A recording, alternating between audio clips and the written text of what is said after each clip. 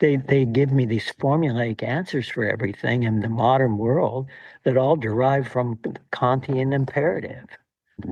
And Yeah. the Kantian imperative doesn't take into account the dual nature of man. He's not fallen, he's not saved. There's a dual nature. He moves in and out of the underground, and he's tempted by the underground. And I named it. And I said, this is not a perpetual state of man. This is an aspect of human nature that the modern world is bringing up for examination. And where all these school shooters come from, that's the underground. It's like the world telling you, fix the underground, get people out of the underground. And we don't listen to it.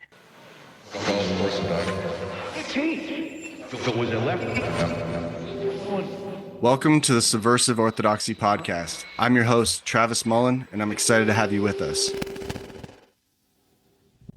This is a podcast about philosophy and meaning. It is about how we as humans withstand the challenges of our cultures.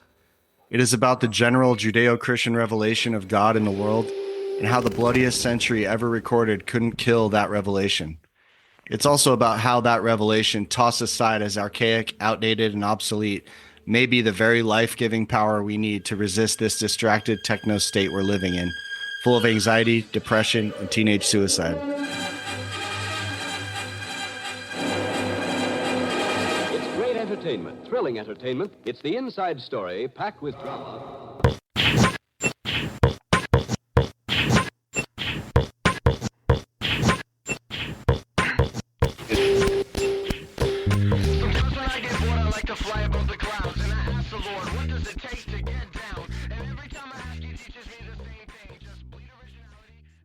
I'm not that far in, but I've got a pretty good dose of each character. And I found the father to be a lot like, or there's a show called Succession. Yes, of course. And It's a great movie. That's very Dostoevsky. would you think? Yeah. But what's interesting, it's so underground because, I mean, it almost makes, later I'm going to ask you, where's the redemptive, stuff come through about the underground or in spite of the underground. But like that movie, I've told a few friends that movie or that show and another show called All the Light You Cannot See. Uh-huh. Have you seen that one? No, I haven't seen that one. It's about a blind French girl using Braille to read classic novels through code for the U.S. to bomb parts of Paris Oh, against the Nazis. oh, And yeah. it's super powerful. Oh, see, that's very Dostoevsky, and he could get behind that kind of a novel. Well, what was unique about these two shows juxtaposed to each other, because I watched them back to back, somewhat back to back. Mhm. My thought from Succession was, we couldn't stop watching it for one thing, but secondly, why can't we stop watching it? Every one of these characters is morally bankrupt. There's no hero. Right. It is zero. Like you start to sympathize with a couple of them, and then they turn, and then but nobody is good. Like there is no good person in it. Yes. They are all out for themselves. They're literally morally bankrupt. It is kind of like, can you write a story like this? I mean, is that even believable? And then you go to All the Light You Cannot See. It's the exact opposite. Yes. All these good, beautiful people, Nazis being the caricature of evil in the situation. Right. Yeah. And then, but even one of the Nazis is good. Yes. And Yeah. he's functioning in a deceitful way against his own army, in a good way with the people he's not wanting to kill. So it's a really, I don't know what I'm saying, but I just noticed what Dostoevsky does in Brothers Karamazov, which is his masterpiece, which comes as close as he ever came to defining the underground and then defining the way out of the underground in a believable way, at least for some of the characters, some of the time. And with that, it becomes a transcendent work of art. And so if you want to do that, you could combine those two movies, would be a Dostoevskian create. You have the dark characters who are running the world, and then you have the characters of light who are trying to redeem it right out of the mouths of the underground. And that becomes the story of the brothers Karamazov. And Mm-hmm. the good news is that he felt that he succeeded in being fair to all the different points of view and still having Alyosha come out as an exemplary Christian figure. Some critics argue, well, no, the Alyosha doesn't come out as an exemplary Christian figure. The hero of the novel is the atheist. And the story is really about the impossibility of a honest intellectual to believe in God. I think that's a gross misreading. It certainly Mm-hmm. violates Dostoevsky's own goals for the work. But you know, if you're an atheist critic and you're reading Dostoevsky and Dostoevsky's being true, being fair to all sides of the argument, you get to pick who you follow, right? It's a Mm-hmm. it's a polyphonic novel, so you identify with the guy who's most like you Pick your hero. and pick your hero kind of thing. Whereas if you know Dostoevsky's life, you know the other books, you know the things he struggled with and the story he's been trying to tell his whole life.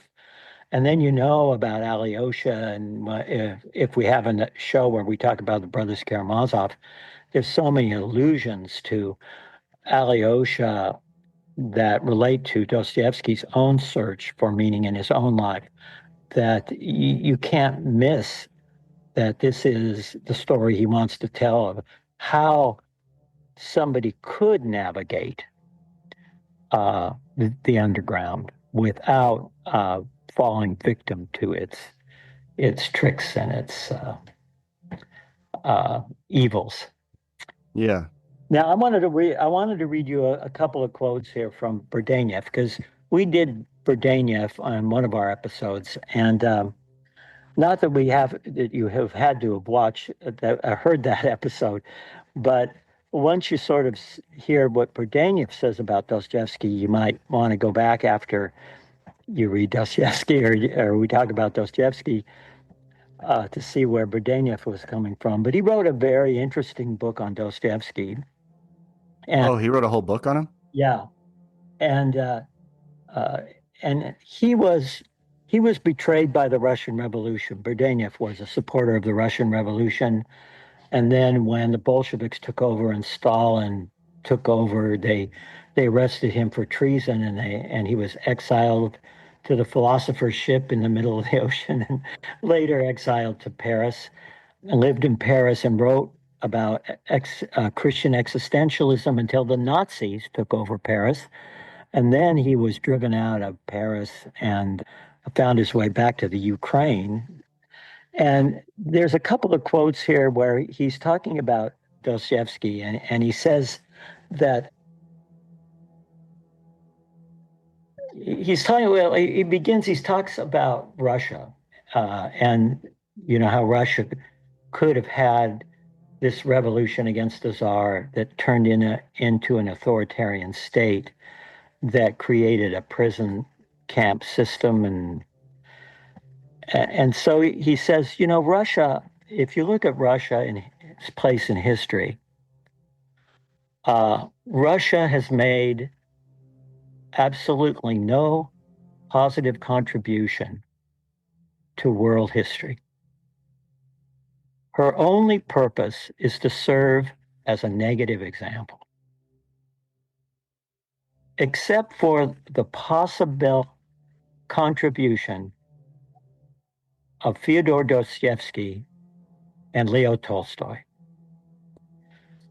And Berdaev said that? yes, and this is what he says uh, about Dostoevsky in the final paragraph of the final in this book on Dostoevsky. He says,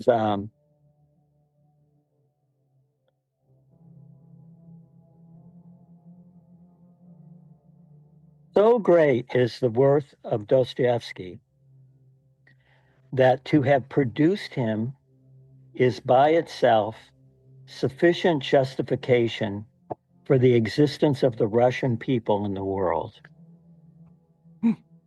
And he will bear witness for his countrymen at the last judgment of nations for all their crimes.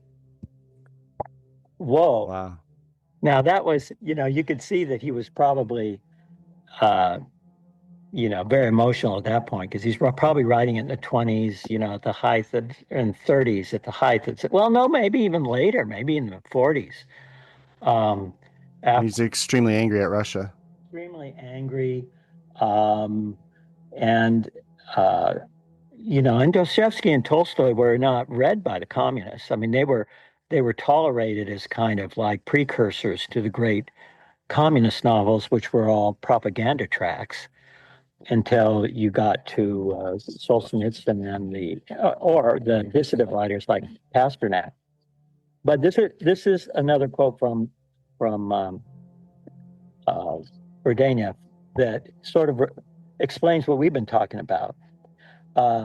He says Dostoevsky's novels are not, properly speaking, novels at all. They are parts of a tragedy, the inner tragedy of human destiny, the unique human spirit revealing itself in its various aspects and at different steps in its journey, and the reader is carried along into the hurricane. Dostoevsky was more than anything else an anthropologist, an experimentalist in human nature, who formulated a new science of man and applied it to a method of investigation hitherto unknown. His artistic science, the modern novel, his scientific art, studied that nature in its endless convolutions and limitless extent, uncovering its lowest and its most hidden layers. He subjected man to a spiritual experiment, putting him into unusual situations and then taking away all the external stops, one after another, till his whole social framework had gone. Dostoevsky pursued his study according to the methods of Dionysian art, and when he has made his way into the deep places of human nature, he took his whirlwind with him. His work is an anthropology in motion in which things are seen as such, an atmosphere of flame and ecstasy, that they have meaning only for those who are themselves involved in the spiritual tempest. A careful reading of Dostoevsky is an event in one's life from which the soul never fully recovers. It receives its baptism of fire. The person who has lived for a time in Dostoevsky's world has seen it as it were, has seen as it were the unpublic forms of being. For he is above all a great revolutionary of the spirit, opposing himself to every kind of cliche, lie, stagnation, fraud, and hardening of the human soul. So that's kind of abstract language to put it, and I think we're precisely persuading, we're praising Dostoevsky for his ability to take that out of abstract language and put it into the concrete. I have a couple of quotes of other people talking about him. Yeah. So Kierkegaard, he never wrote extensively about him, it says, but his themes resonate closely. Especially, I noticed, obviously, paradox with him and a lot of these guys, Berdyaev and Chesterton too, with paradox. But Kierkegaard loved his exploration of despair and inwardness. And then, yeah, that was it. I don't actually have a quote from him, but then Nietzsche said, the quote that you said, Dostoevsky is the only psychologist from whom I have anything to learn. He respected his deep analysis of human psychology, especially the darker sides of desire and morality, Yeah. Though Nietzsche rejected obviously Christianity, he saw Dostoevsky as a keen observer of the will and suffering. And then Chesterton had a unique take. Dostoevsky is a man who knew everything except how to be a good man. And it says Chesterton appreciated Dostoevsky's spiritual intensity and insight into evil and suffering, but noted his tragic wrestling with faith and redemption. Chesterton viewed Dostoevsky as a profound but tortured Christian thinker who dramatized the battle between good and evil within the soul. Mhm. Tortured is right.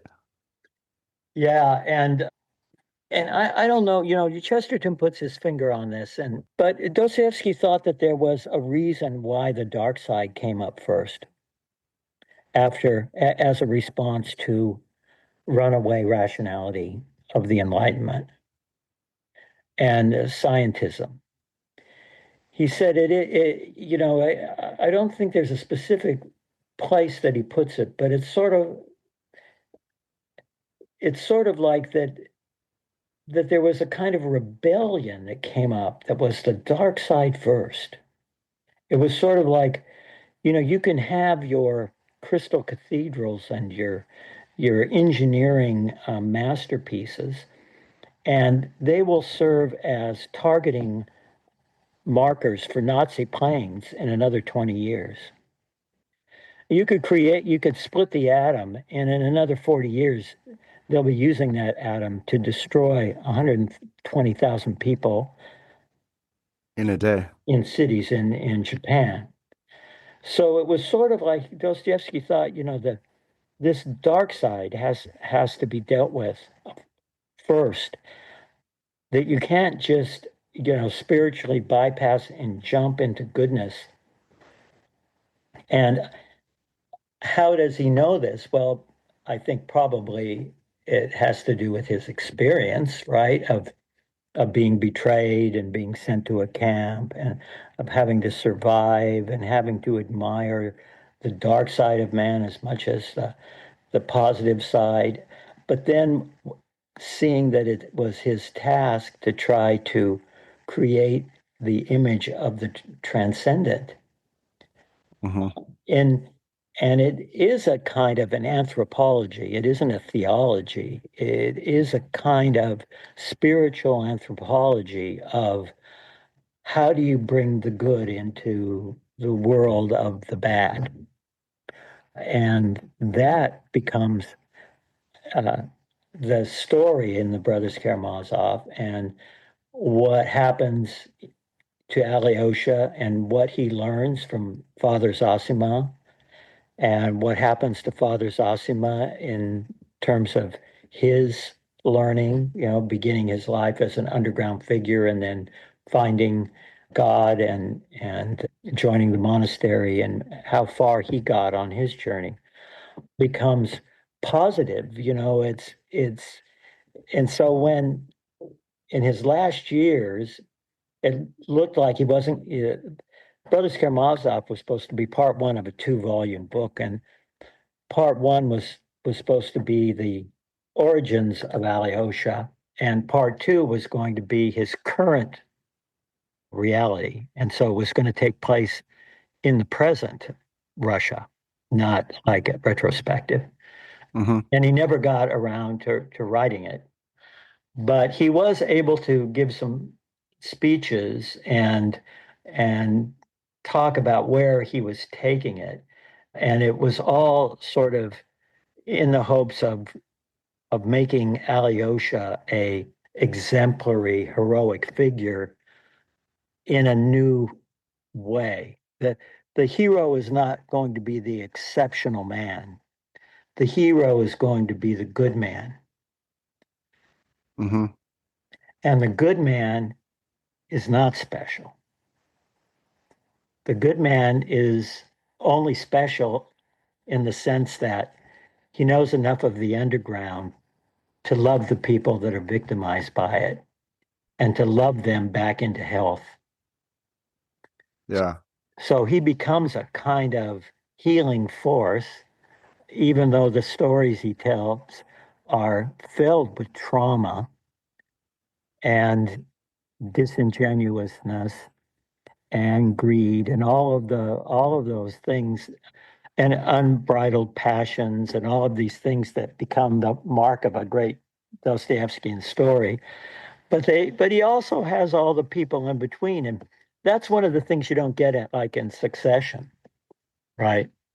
Mm-hmm. You don't get A spectrum. a spectrum, and you don't. I mean, there was one guy, the guy who was married to the daughter, Yeah. who had some moments of normality, I guess you'd say. You know, that a less of a person who was living out his traumatic self doubts and hatred, but not enough to really fight back or give, show how you might respond to this in a way that could help heal rather than just survive it.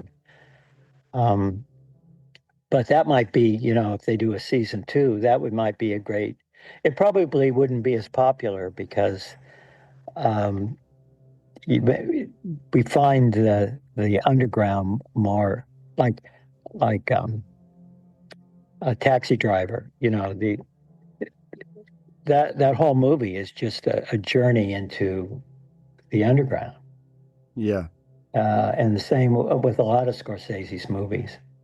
And now that the one filmmaker who tried to reconcile his Christianity with his modernism was Fellini.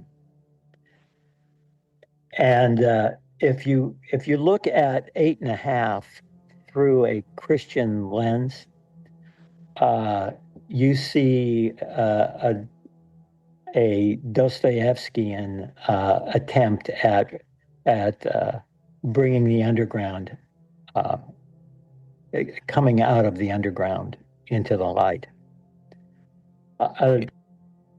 In what are you talking about? There's a Fellini's movie Eight and a Half. Oh, I don't know that.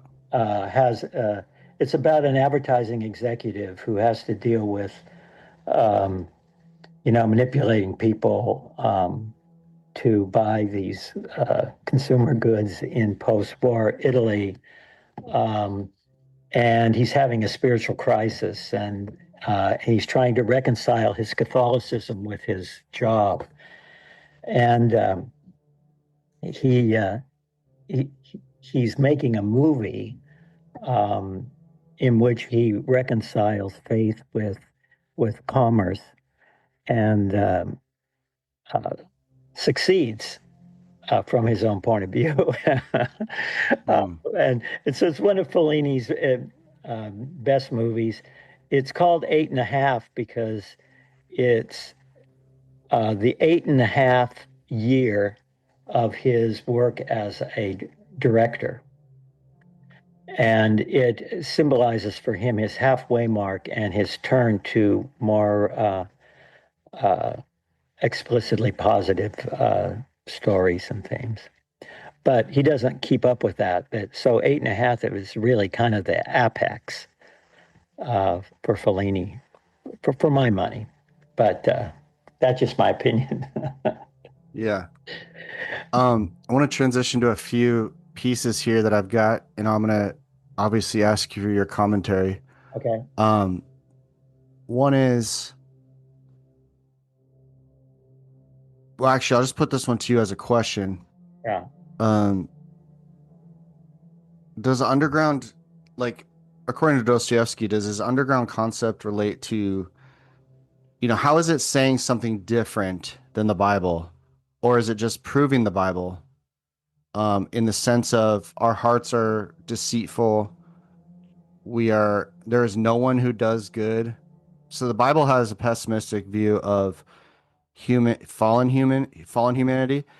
And for the audience, that is the main emphasis of most evangelical Christians and maybe Catholics too, is the fallen nature of man, which oftentimes eclipses the original goodness of, like, man was created very good.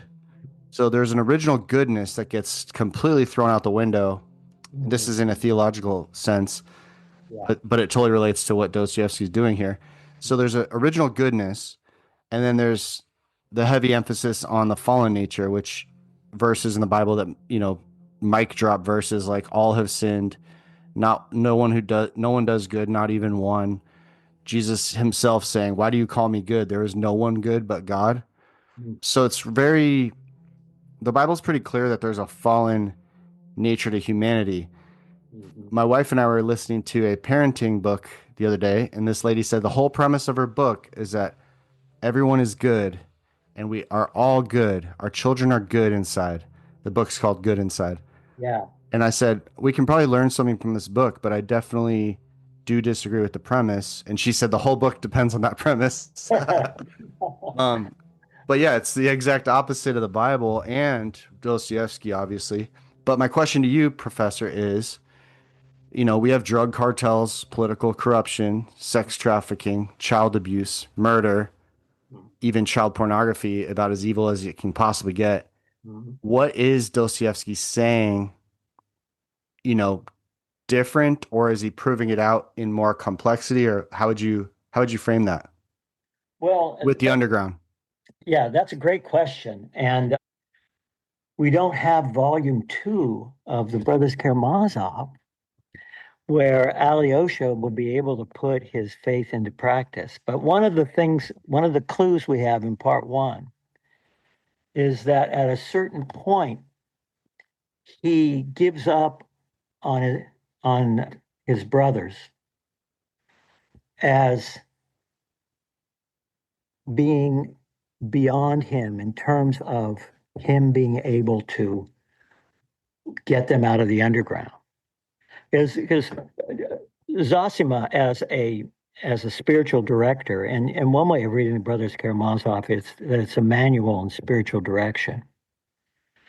And there's plenty of scenes where Zosima is counseling families and counseling people with tragic events in their lives and traumatized.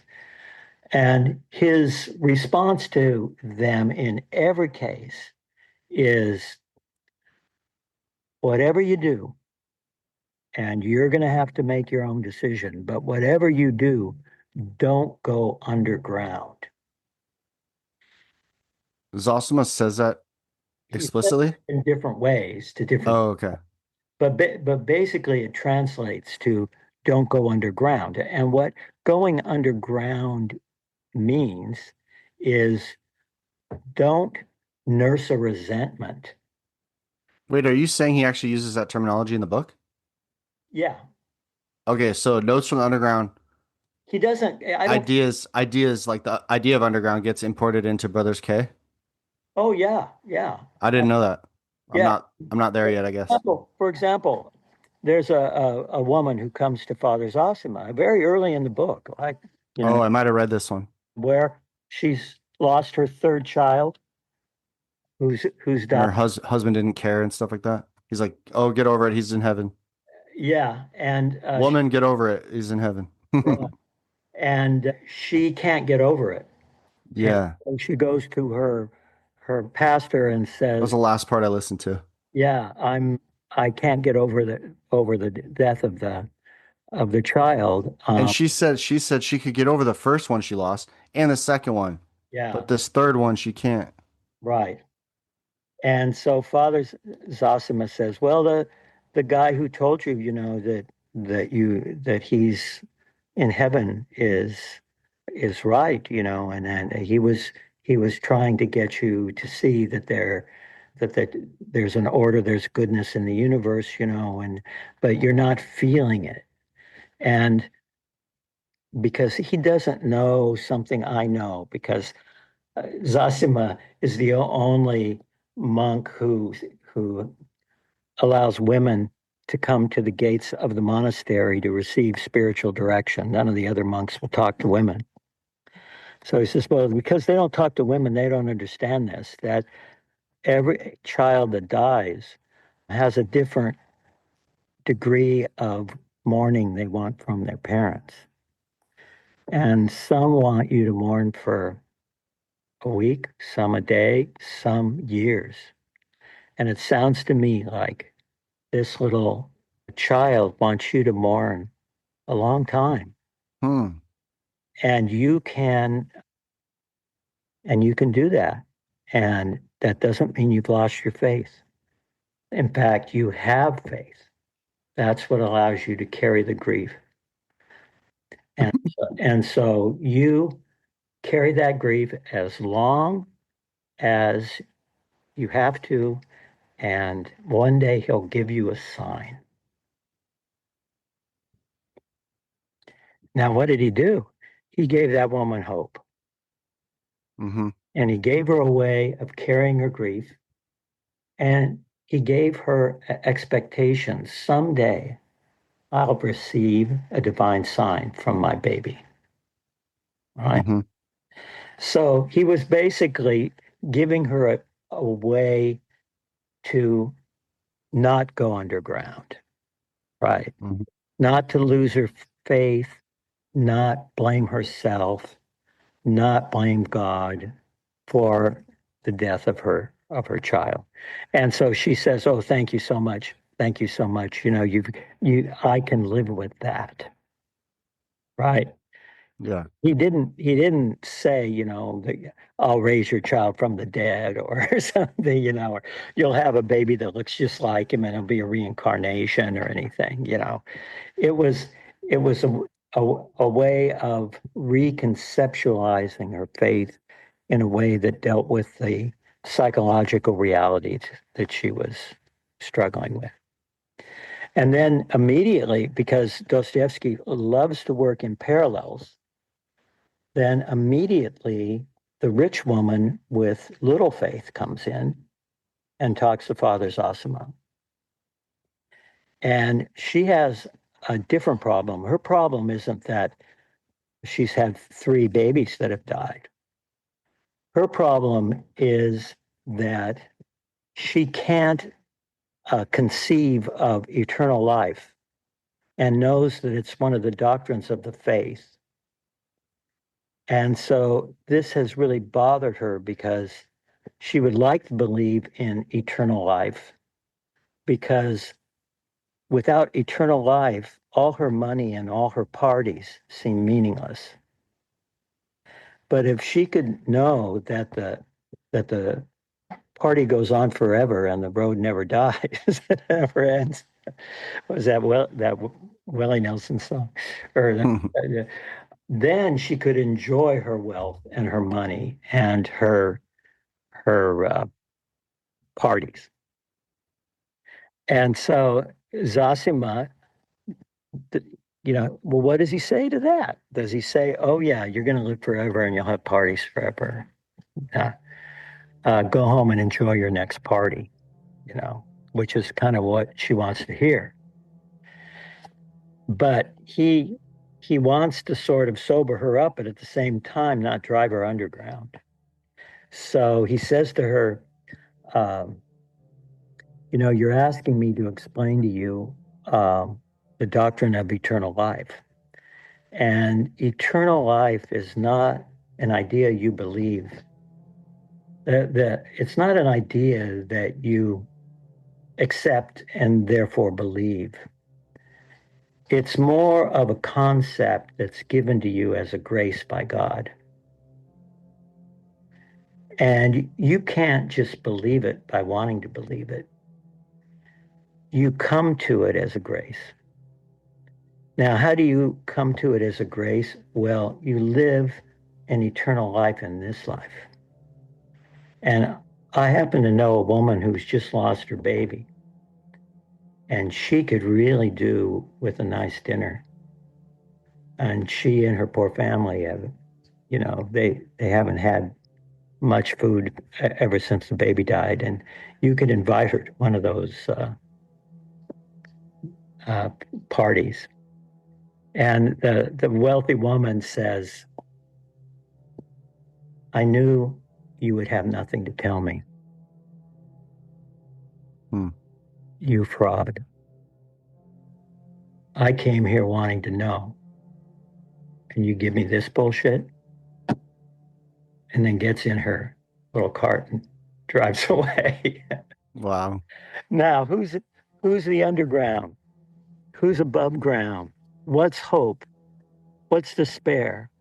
You carry your despair into the confessional with you. You carry it, or you carry your faith in with your despair with the other woman. I mean, Yeah. this is the human condition, and Dostoevsky's giving you these incredible, 3D goggles by which to view it. The wealthy woman isn't bad because she's rich. The wealthy woman is underground because she's rich. And it really isn't her fault, but even when we give her a hand up, she doesn't take it. And how do you deal with that? Uh, Yeah. even the most saintly spiritual director couldn't pull her out. Yeah, that was what he was trying to do, is like Jesus and the rich young ruler. Yes. Yeah. And he's putting salvation right in front of him, and he can't see it, and that lady couldn't see it. So is The salvation meaning like the grace and the mystery of like stepping out of the underground.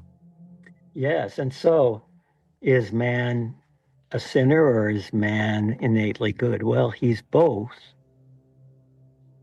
That's a either or theology that makes you feel secure in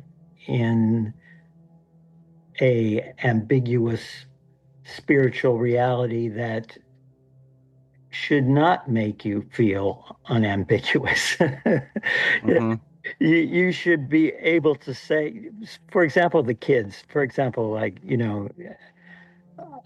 my daughter is a nursery school teacher, and it is a rule of it is an axiom that there's nothing wrong with those babies. They are God's gift, and Mm-hmm. and you treat them with the love and respect uh, that they possess in their eternal souls, right? Mm-hmm. But that doesn't mean when they become teenagers that they're not going to want to have lunch with their father and their mother, that they're going to want to hang with the good looking kid with the fancy haircut. And it isn't mean that they are innately evil now. It means that the underground is making its way into the junior high, and the spiritual directors have to give the kids tools so they do not go underground. And the way you do that is you don't punish them for wanting to go to the party, right? You sort of say, I know why you want to go to the party. When I was your age, I wanted to go to the party too. Mm-hmm. But we have rules about going to these parties. And there's a scene in the Brothers Karamazov where he's dealing with teenagers. And there's one teenager that tried to fed a dog a piece of meat with a needle in it to try to kill him. And all the other teenagers want to beat up this little boy that did this. And Alyosha is trying to bring reconciliation, but he's pretty taken aback by the evil of this kid. But he doesn't want him to go underground and identify with that. Mm-hmm. So he goes, he asks the kid to take him to his home, and he goes over to and finds out that the kid comes from this family with a poverty-stricken family with a father who's an alcoholic who beats the kid, but not because he's like a twisted guy, but because he's just has no control. So he goes back to his girlfriend in Zosima and asks, do you have any advice on what to do with this kid? And so now we're getting into what would be the plot of a secession episode that tried to say, how do you heal the underground? I mean, how do you get these guys out of the underground? Right. Mm-hmm. And it's not going to be a one-step thing. And it's not going to be easy. And we don't really know how to do it ourselves. We don't even know how to do it in our own desire. I know that when I'm working really hard and really good, I know I could go another hour, but damn it, I'm going to have a cup of coffee first. And I know, Hmm. yeah, I know it's a capitulation to my side that says, treat yourself. You deserve it. You've been working hard. Whereas if I just stayed on the job, I'd have it done in 20 minutes.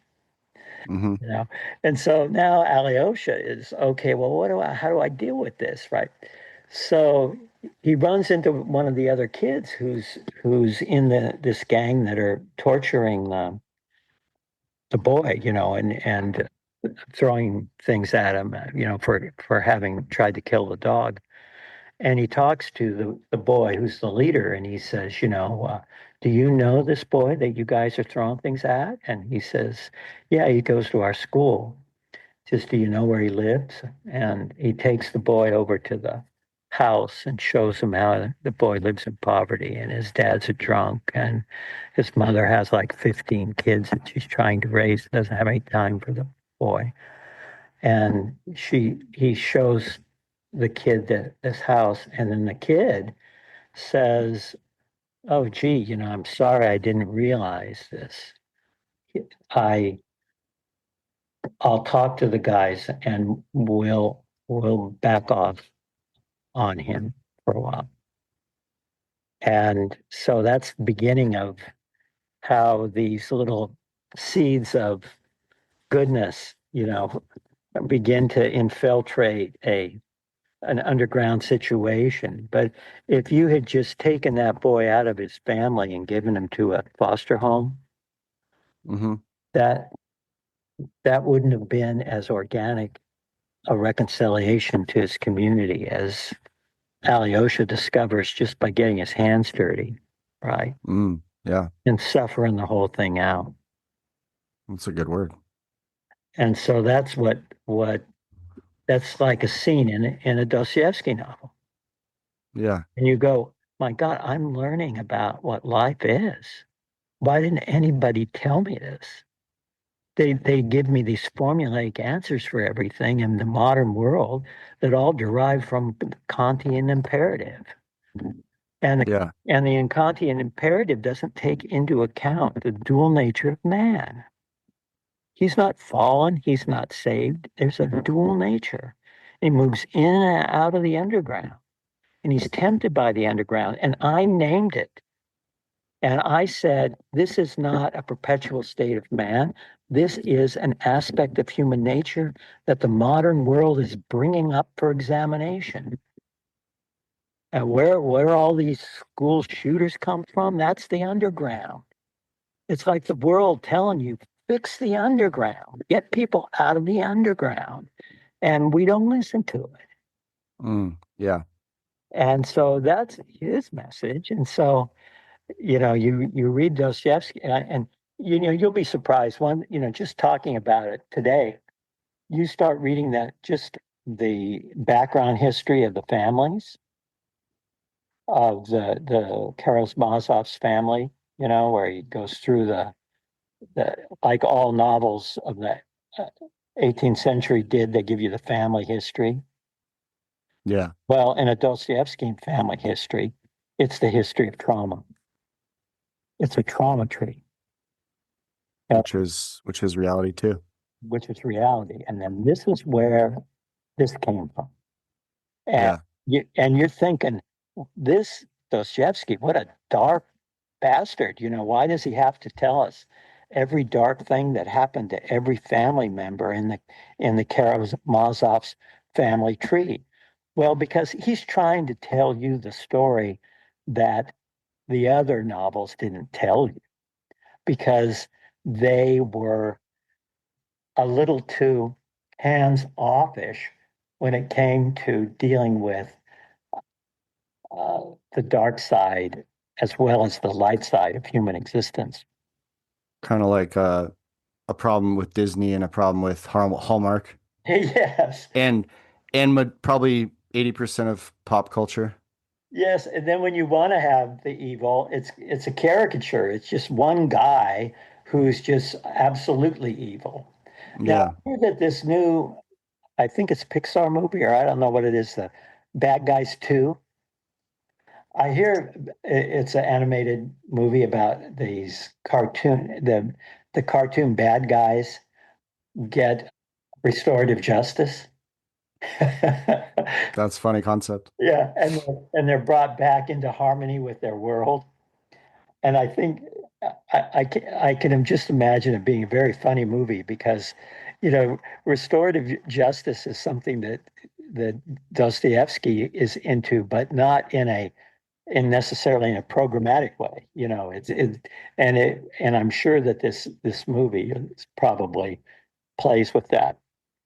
What restorative justice would really look like for a cartoon bear or something. What would that? And the results would be pretty funny.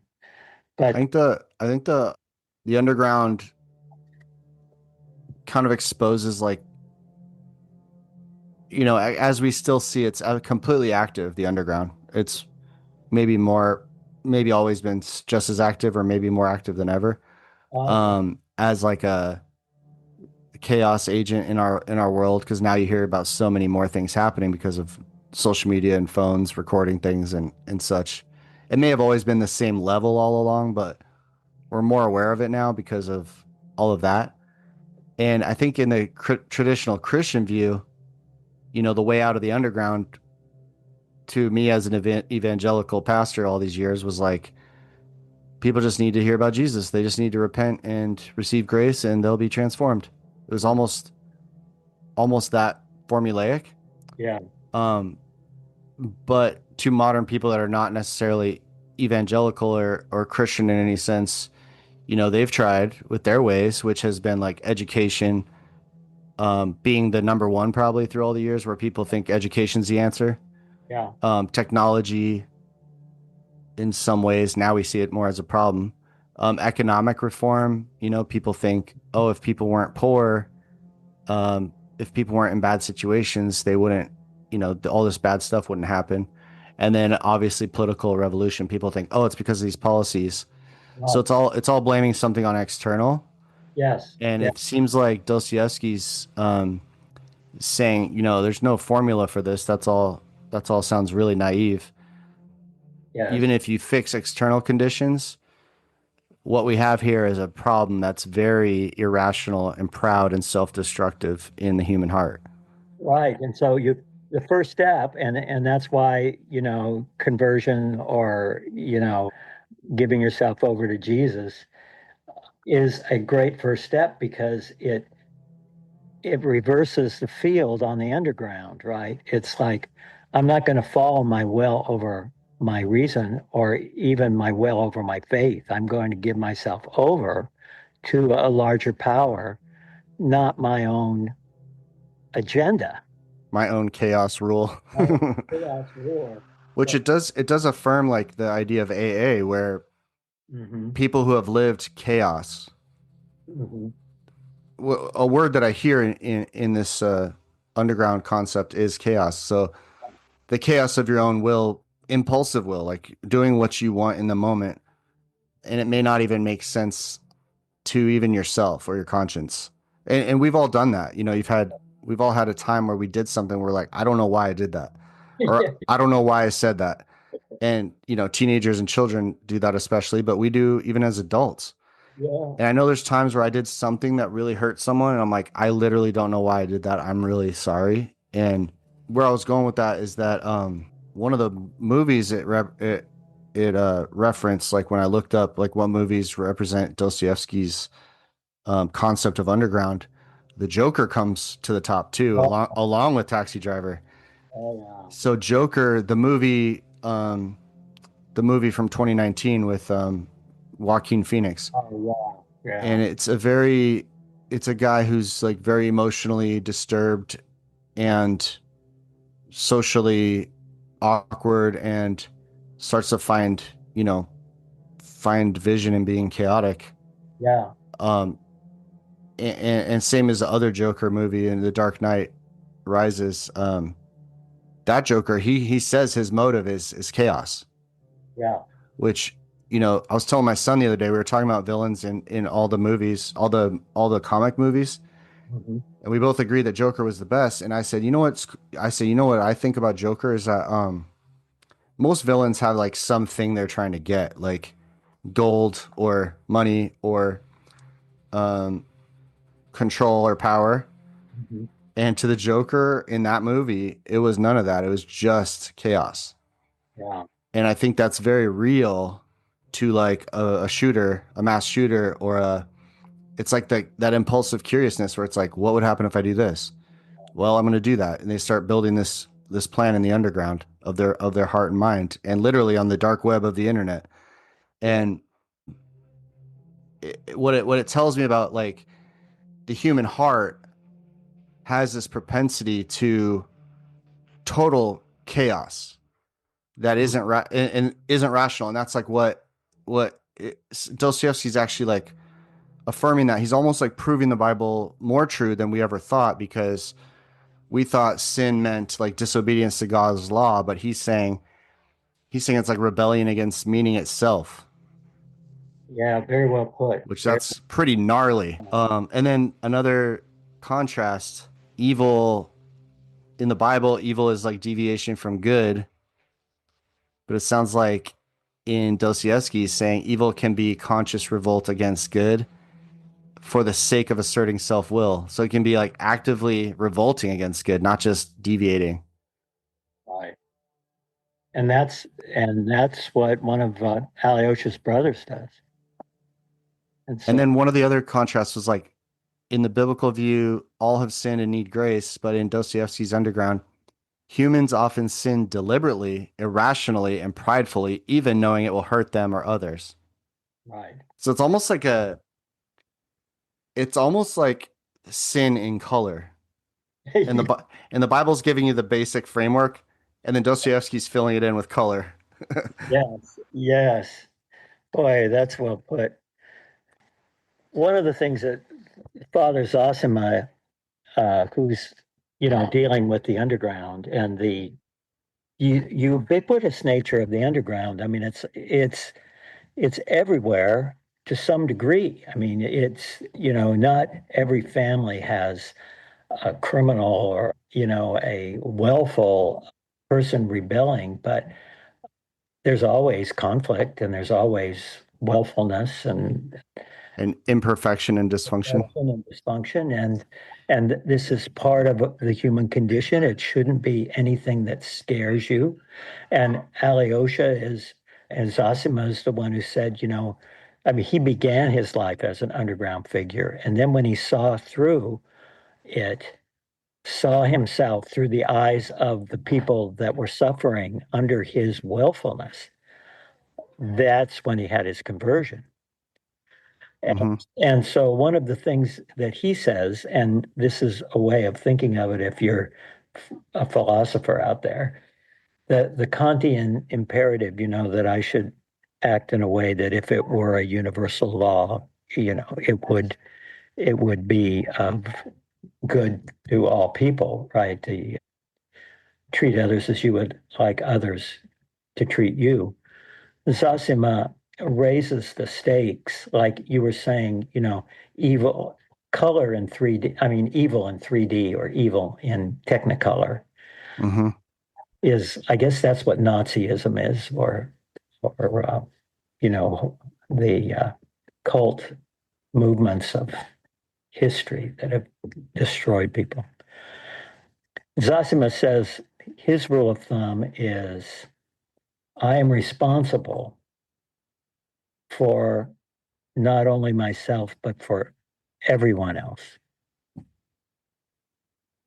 And I, more than anyone else, Can you say it again? I am responsible not only for my behavior, but for the behavior of everyone else. And What does he mean?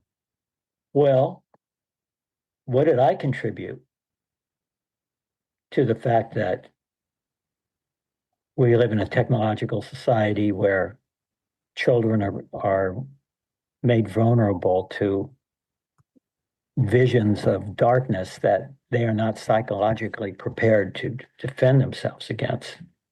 Or, or what didn't I do that made that possible, right? Yeah. So for Zosima, the kind of like Christ figure in the novel, it's sort of like that's a question to ask yourself when you're confronted with a problem. Like, okay, my kid wants to go to the party, and I don't trust the kids that are at that party. Oh, well, what did I do to contribute to this? Right? Did I like talk about how I love my parties I went to when I was a kid? Am I in some way contributing to this?